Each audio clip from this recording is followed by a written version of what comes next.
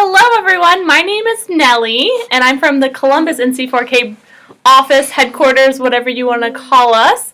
And this is Maggie. Maggie, yay! You introduced yourself. As you can see, I have a awesome costume going on here. Do you want to wear these? No? I got my crown. But today, in all seriousness, we are going to talk about tips for sponsorship. So I want to give you guys some tips from us here at NC4K. I'm trying to be serious. And how we've done things. So I'm going to make it really simple for you and talk about some tips here. So the biggest thing is to get a meeting with somebody. You can send in letters all day long, and only so many companies are going to bite at those because they get stacks and stacks of letters, so many, from so many worthy causes. So we really need to set ourselves apart, and the best way to do that is getting your foot in the door, calling people that you know, or calling businesses that you want to target, and just say who you are, who you're with, which is NC4K, of course, and that you want to get a meeting with the community relations person or the person that makes the decisions on sponsorship.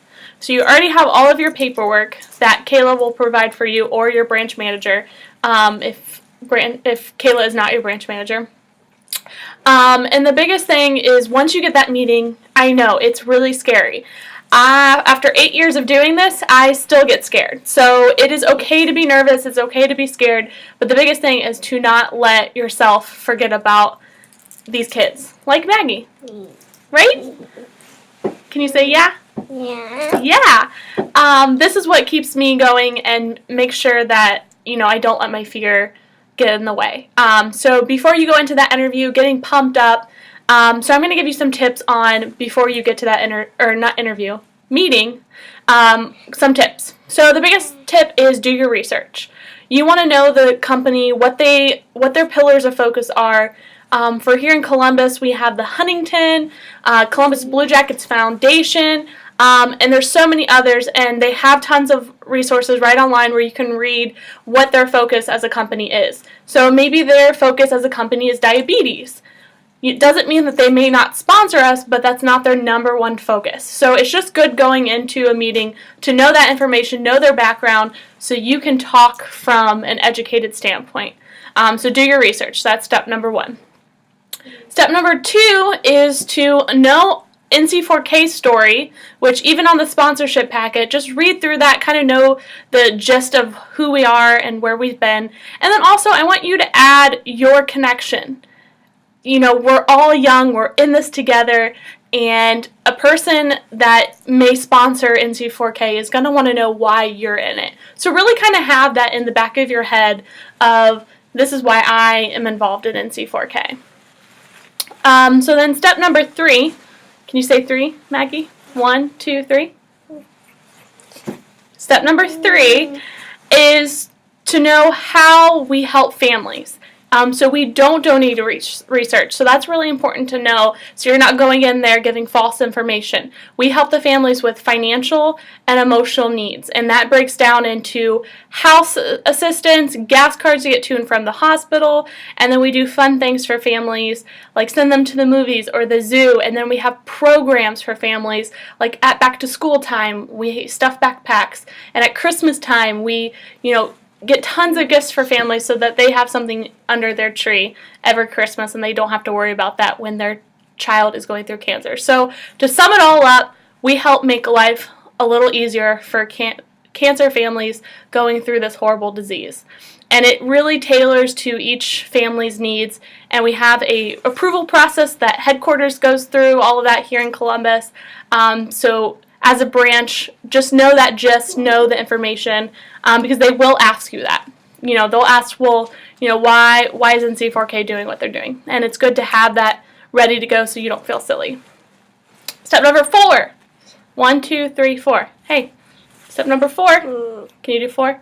Step number 4 is you need that call to action. It's great to share your passion. It's great to say, how we help. But at the end of the day, they only have a short amount of time. They're going to want to know, okay, how can I help you? So have that in the back of your head. It's always good to go in high, say, we want you to be our presenting sponsor. We would love nothing more. We think you fit right into our core values. You guys focus on pediatric cancer. It's one of your pillars of focus. So go in knowing what the highest rank is that you want them to be involved. And they may say, I'm sorry, our budget season's already been over. We really can't do that. And then just keep going down. That's the first thing of sales. Just go down. Say, okay, can you do this? Can you do that? We'd love to have you at the fashion show. Can you do silent auction?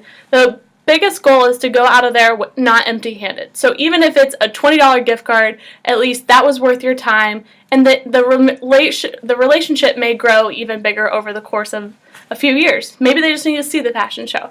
Maybe they need to meet a family. So you can be planting the seed right now. So don't feel like going out of it, oh, I only got a $20 gift card. That's not it. That's not it at all. It can grow even bigger than that. Step number 5. Step number 5. 1, 2, 3, 4, 5 is to follow up, follow up, follow up. I cannot stress this enough. You know, I've been in so many meetings when they're so excited, they may brainstorm with you like, yes, we'd love to be the presenting sponsor, or we can donate tons of items for your silent auction. The thing is, you're not the only one. They are very busy.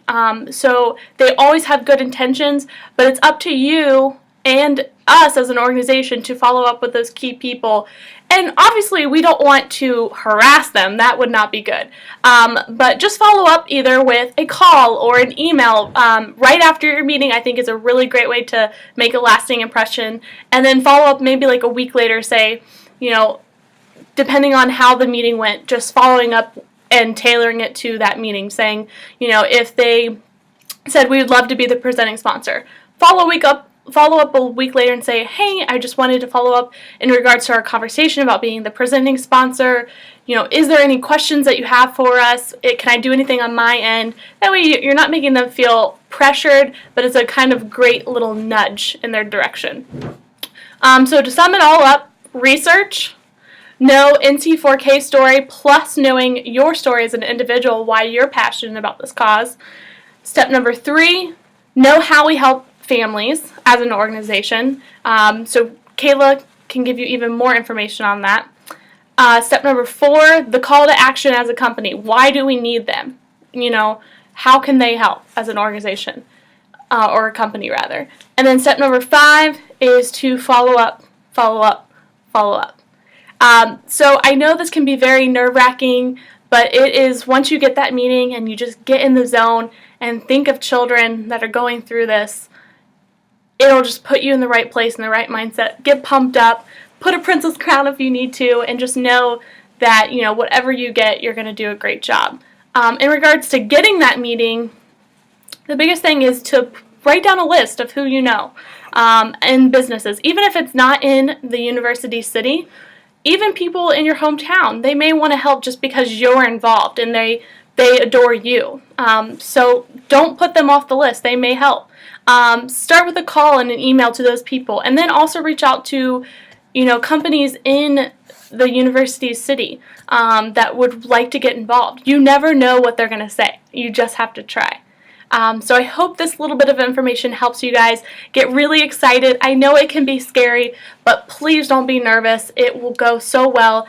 And just remember, you may get some no's, but for every yes you get is so worth it. So thank you guys so much. If you have any further questions, I'd be happy to answer them. And also, your branch manager would as well. Thank you guys. Bye!